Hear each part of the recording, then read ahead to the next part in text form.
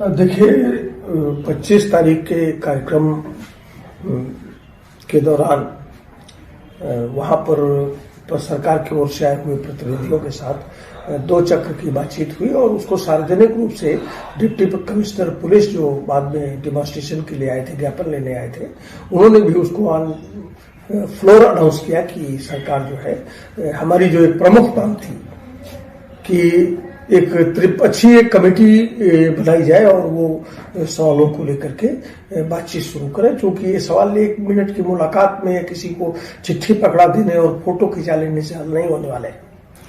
तो सरकार ने उस पर एक सहमति व्यक्त की थी कि एनएचएम, सरकार और यूनियन तीनों को मिला करके एक त्रिपक्षीय कमेटी बनेगी। हम लोगों से जो नाम मांगे गए थे उन नामों को भी हम लोगों ने सरकार को उपलब्ध कराया कि हमारी तरफ से वार्ता में ये लोग शामिल होंगे। लेकिन ठीक उसी समय, जिस समय बातचीत हो रही थी,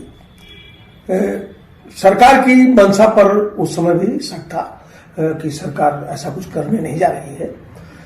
चूंकि 25 तारीख के आंदोलन के अनाउंसमेंट के साथ ही सरकार ने अपने एक जेबी संगठन को लगा करके 27 तारीख के एक आंदोलन का अलग से शुरुआत करा रखा था और उसमें पूरी सरकारी मशीनरी लगी हुई थी। उसमें सीएमओ, डीसीपीएम, डीसीपीएम, सरकारी व्हाट्सएप ग्रुप और सरकारी धन, लोगों को लाने ले जाने के लिए साधन वाहन, ये सारी व्यवस्थाएं सरकार की तरफ से बीएमएस द्वारा आयोजित कार्यक्रम में चल रही थी और व्यवस्थाएं की जा रही थी और पूरा प्रदेश 25 के कार्यक्रम को फेल करने और 27 के कार्यक्रम को किसी तरह से सफल करने का एक कोशिश जारी था। तो जब सरकार समानांतर एक कार्यक्रम आहूत करा रही थी तो स्वाभाविक है कि सरकार की मंशा का आकलन नेतृत्व को था और वही परिणाम बाद में आया कि सरकार ने अभी तक, आज की तारीख तक बातचीत में कोई रुचि नहीं दिखाई। उसके बाद कोई जवाब वहां से नहीं आया? नहीं, उसके बाद कोई जवाब भी नहीं आया और सरकार ने एक दूसरी कोशिश की। जो 27 के कार्यक्रम की जो कोशिश थी उसमें वो बुरी तरह से विफल हुए और मुट्ठी भर लोगों को छोड़ करके बहुत कोई उत्साहजनक सरकार के लिए संख्या आशा वर्कर्स की नहीं जुटा पाए। तो उत्तर प्रदेश के अंदर जो 11-12 ठो एनजीओ चल रहा है, जिसको एनएचएम ने बहुत दिनों से पोषण कर रखा है, सरकार उनको वित्त पोषित करती है, एक तरह से वो सरकार के अनुदान पर वो एनजीओ जिंदा है। तो उत्तर प्रदेश आशा वर्कर्स यूनियन के आने के बाद ये एक तरह से हाशिए में चले गए। तो इन एनजीओ को एक साथ खड़ा करके, एक जगह बैठा करके सरकार ने एक ज्वाइंट कार्यक्रम करवाया इनके जरिए, जो 12 और 13 तारीख को लखनऊ के उसी इको गार्डन में 12 एनजीओ फिर इकट्ठा हुए और पूरा जोर लगाया सरकार ने और इन एनजीओ ने कि एक बड़ा माइलेज हासिल किया जाए और आशा वर्कर्स में एक फूट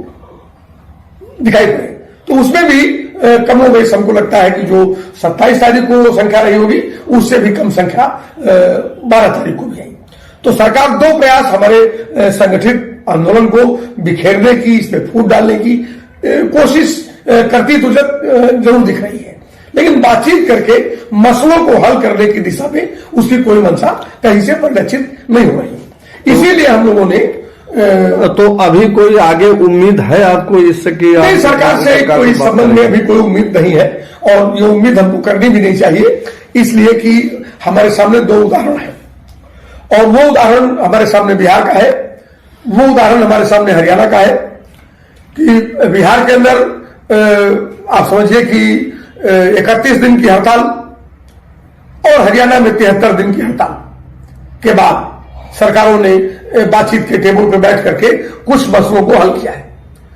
हरियाणा में तो 2 बहनों की शहादत हुई, लाठीचार्ज हुए, गिरफ्तारियां हुई, मुकदमे लिखे गए, बहुत भीषण दमन हुआ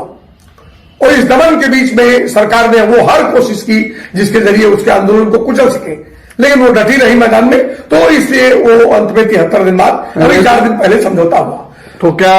उसी तरह से हरियाणा में भी और बिहार की लाइन को लेते हुए क्या उत्तर प्रदेश में भी इस तरह का कोई बड़ा आंदोलन? स्वाभाविक है कि अगर अपने सवालों को आगे बढ़ाना है तो सरकारों के इस दमनकारी चरित्र को और चेहरे को हमें समझना होगा और ये धारणा तोड़नी होगी कि हम कभी एक बार इकट्ठा होंगे, सरकार हमारा कुछ संख्या देखेगी, हम कुछ नारा लगाएंगे और सरकार हमको कुछ दे देगी। अभी तो सरकारों के हमारे सामने दो प्रदेश की सरकारों की वस्तुगत स्थिति सामने है और उनकी लड़ाइयों का परिणाम भी हमारे सामने है। अभी एक ऐतिहासिक जीत अभी 4 दिन पहले जो हमको तो उत्तर प्रदेश के अंदर बिहार और हरियाणा से पहले हम लोगों ने तो अप्रैल के महीने में तय किया था कि हम अगस्त के महीने में हड़ताल में चले जाएंगे। 12 अगस्त को हमारी हड़ताल का तारीख तय था। हम किन्हीं कारणों से 12 अगस्त को हड़ताल नहीं कर पाए। फिर हम लोगों ने तारीखों में फेरबदल किया और 25 सितंबर को हम लोगों ने एक चेतावनी रैली की। अब उस चेतावनी रैली के बाद भी सरकार ने अगर कोई रुख नहीं दिखाया है तो आगे हम लोगों ने तय किया है कि 21 नवंबर को हम लोग पूरे प्रदेश के अंदर सब परिवार और सिविल सोसाइटी को भी आमंत्रित करने की कोशिश में है कि सिविल सोसाइटी, हमारे परिवार और हमारी आशा बहने एक साथ सड़क पर निकले और हमारी जो दुर्गत हो रही है, हमारे साथ जो अन्याय हो रहा है, हमारे साथ हमारे श्रम की जो लूट हो रही है, हमारे जो पारिश्रमिक की लूट हो रही है, हमारे सम्मान के साथ जो खिलवाड़ हो रहा है, इन सवालों को व्यापक जनता के बीच में, आवाम के बीच में ले जाएं और एक बड़ी दौड़बंदी के साथ सरकार को बेनकाब करें। तो 21 तारीख को एक तो यह है कि हम लोग जिला मुख्यालयों पर इस तरह का एक प्रदर्शन, बड़े प्रोटेस्ट का एक आगाज करेंगे। सरकार इसके बाद भी बहुत कुछ सुनेगी ऐसा लगता नहीं है।